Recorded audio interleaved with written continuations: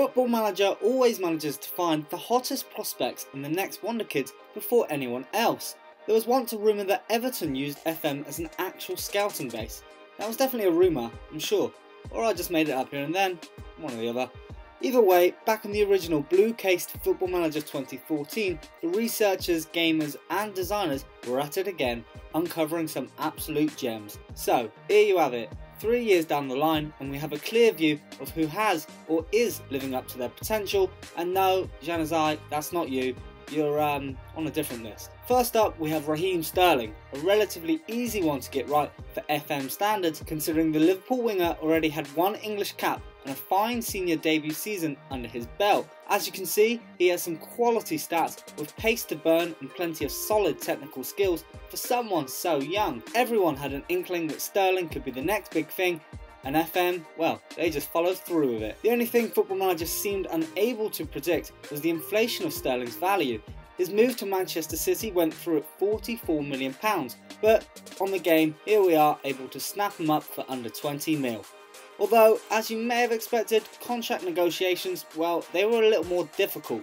Rinsing me for the pennies, as you can see, I probably shouldn't have set up the game as Newcastle in hindsight. Next, we have Denis Suarez, who was 19 at the time and with Barcelona. Now, if I was an FM designer, I'd just give every Barca youth player incredible potential.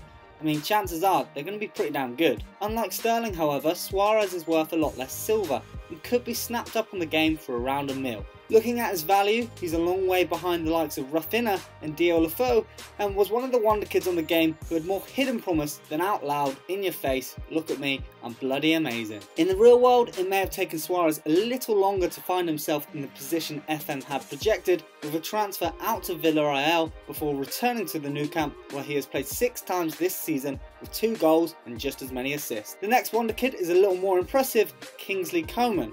Coleman was just 17 years old on FM14 and valued at £40,000. To put that into perspective, here is a 35-year-old Ian Hart who was valued at nearly double that. Playing for the PSG second team, FM has Coleman's development set up to skyrocket should he find regular first team football. In reality, that's just what happened. Coleman made the switch from PSG to Italian giants Juventus, having made just 3 senior appearances. And it was here in Turin where all his FM potential shone through. In 2015 he joined Bayern on loan and played his hand at knocking out his parent club Juve from the Champions League, assisting and scoring as Bayern won 4-2 in that round 16.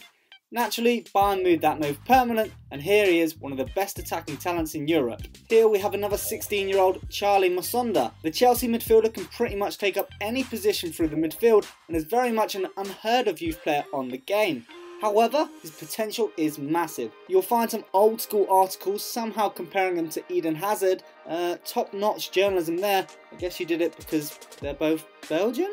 But while he doesn't carry all the same attributes, he could become just as influential on the game. In real life, of course, Malanda hasn't been able to flourish as much as FM14 had predicted, but duh, that's because he's a youth player at Chelsea. All they do is rot. The 20-year-old has made 1 EPL appearance this season though, so hey, maybe he's slowly getting there. Now, if you managed to scope out Thomas Lamar on FM14, well, that would have been a pretty impressive find. The 17-year-old is worth $280,000 and tucked away at Stade Malade Caen in the French League 2. Not exactly a league you always chuck a few extra gigabytes on just to download. If you did find Lamar and snapped him up for a bargain price though, you'd be one lucky player. In reality, even Monaco took another 12 months before they cottoned onto his talents and paid $3.5 million for his services. If only they used Football Manager, they could have signed him a long time ago. In fact, why don't every club just use Football Manager? Here we have Newcastle raiding the French league for Thauvin and Riviere when FM were promoting Lamar.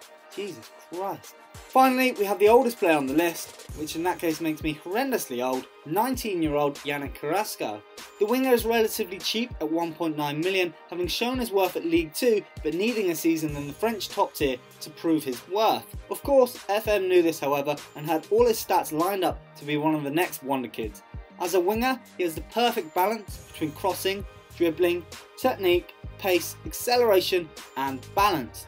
Something Atletico Madrid were clearly aware of after they signed him later for 17 million. That does it for our list of Wonderkid attackers on FM14. If you have any suggestions, for Championship and Football Manager games, then please get in touch and leave a comment below. Don't forget to like and subscribe and watch our FM video for die-hard fans only on your screen right now.